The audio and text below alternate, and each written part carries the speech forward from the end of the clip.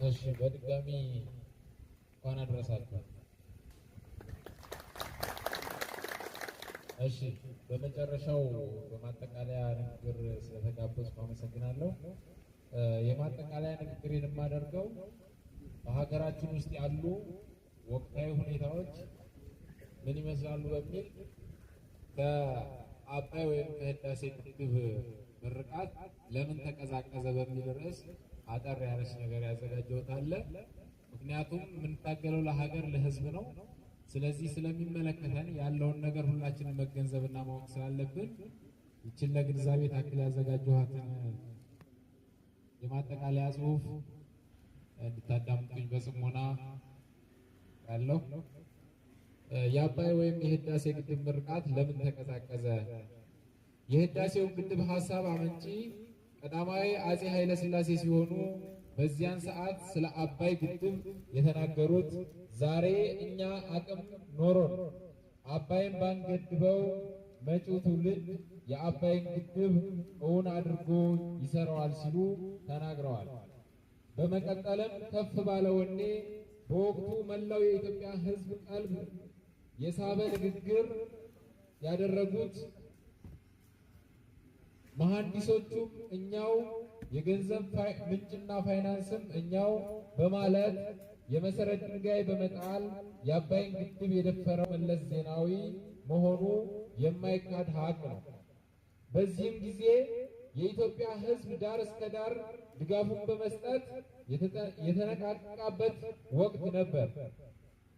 ሌላው የህዳሴው ግድብ መሐንዲስ ኢንጂነር ስመኘው በቀለ ግድቡ ከተጀመረ ሰዓት ጀምሮ የግድቡ 70% ድረስ ግድቡ ሳይጠናቀቅ ጺሜን አልላጭም በማለት ውሎና ዳሩን በመሐንዲስነትና በከፍተኛ አመራርነት ትልቅ አሻራውን ያሳረፈ እንቁ ጀግና ነው።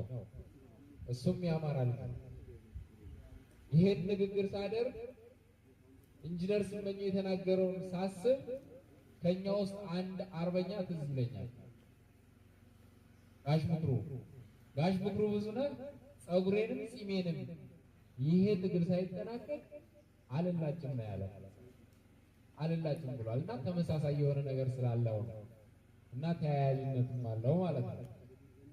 ታዲያ ዛሬ እነዚህ አካላት ስለ ህዳሴው ግድብ ያላቸው አስተዋጽኦ ሙሉ በሙሉ በብልጽግና ተክደው አመድ አፋሽ ሆነው ጭራሽ አባይን የደፈረው ጨቅላው ፋሽስት አብይ አህመድ እንዲሆን በከፍተኛ ሁኔታ ካድሮ ሲጋጋጥ አየነው።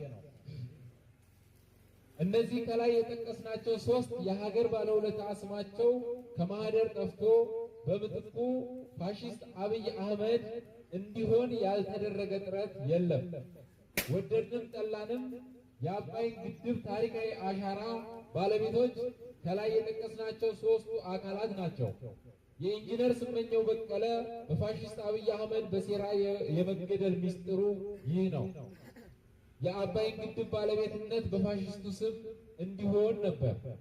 70% የደረሰ ግድብ በሱ መሪነት ከዜሮ እንደተጀመረና እንደተጠናቀቀ አድርጎ የህዳሴውን ግድብ የደፈረ ጀግና ተብሎ በባነር ፎቶ አሰርቶ ከተፋለ።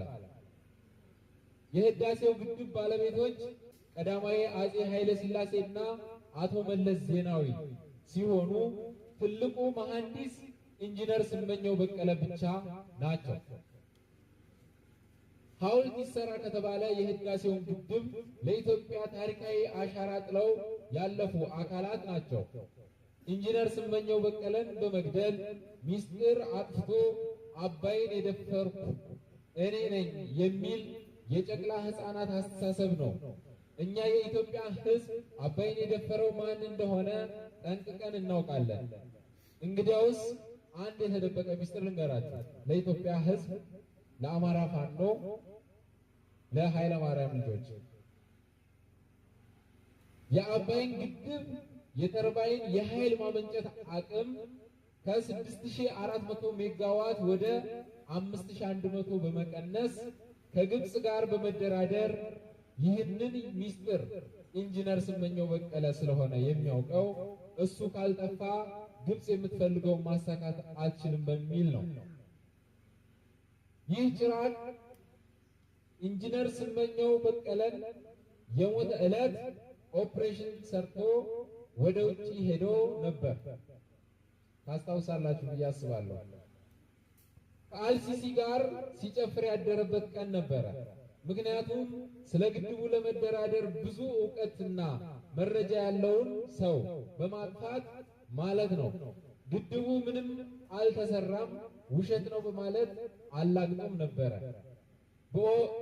በኢህአዴግ ጊዜ ግድቡን እኮ ያለበትን ሁኔታ ይህ ዛሬ የሚያጨበጭበው ሆድ አደር ካድሬ በአካል ሄዶ ግድቡን ያለበትን ሁኔታ ሲጎበኝ የነበረው ሁላ ነው። አሁን አብይ አባይን የደፈረ ጀግና ለማድረግ እየሞከረ ያለው ይህ አለማፈር ነው። የኢትዮጵያን ሕዝብ ከልቡ የሚወደው ፋሽስቱ አብይ አህመድ እንባውን እንደ ጎርፍ እያወረደ አለቀሰ። ውይ አልቀረብህም አብይ አህመድ።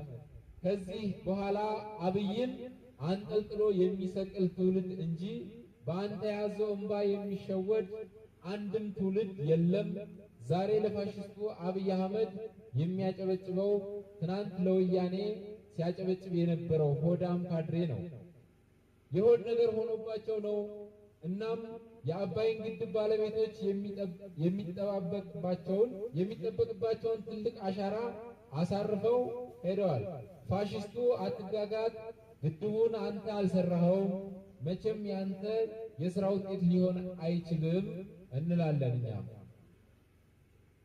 ባይሆን የአንተ ሥራ ዜጎችን በጅምላ በአሰቃቂ ሁኔታ መጨፍጨፍ፣ ዜጎችን ማፈናቀል፣ ሀገሪቱን በጦርነት እርስ በርስ ማጫረስ፣ ነባርና ቱባ ባህሎችንና ሃይማኖት በማጥፋት በባዕድ አምልኮና ባህል ለመተካት መፍጨርጨር፣ ሙስናና ሌብነትን ሕጋዊ አድርጎ በግልጽ ሀገሪቱ መዝረፍ ወዘተ በስምህ ይመዘገባሉ እንላለን።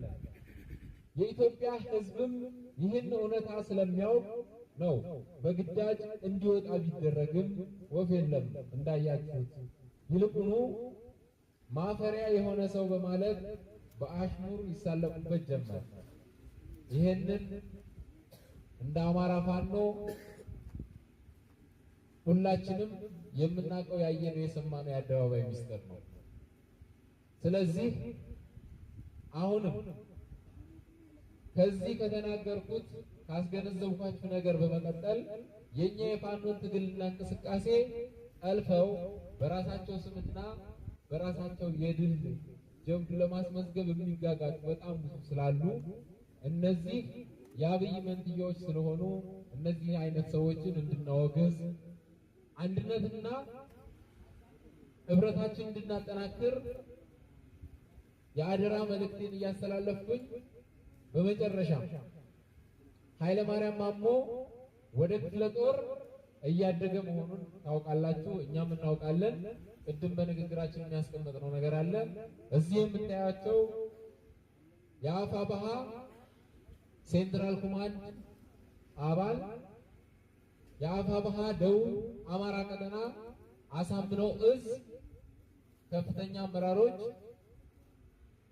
እንዲሁም የከሰም ክፍለ ጦር ከፍተኛ አመራሮችና የኃይለ ማርያም ማሞ የቀድሞ የኃይለ ማርያም ማሞ ብርጌድ አመራሮች ባሉበት አሁን የያዝነው ኃይል ለኃይለ ማርያም ማሞ ክፍለ ጦር የሚጎለው ነገር ካለ በጋራ ሞልተን ልንሰራ ያሉትን አደረጃጆች አቀራርበን ከሰም ኮር ልንመሰርት ዋዜማ ላይ ባለንበት ሰዓት የእናንተን በዓልና የእናንተን የክፍለ ጦር ምስረታ በማወጃችን በጣም ደስታ ይሰማናል። በድጋሚ እንኳን አደረሳችሁ። ክብር ለተሰዉት። አመሰግናለሁ።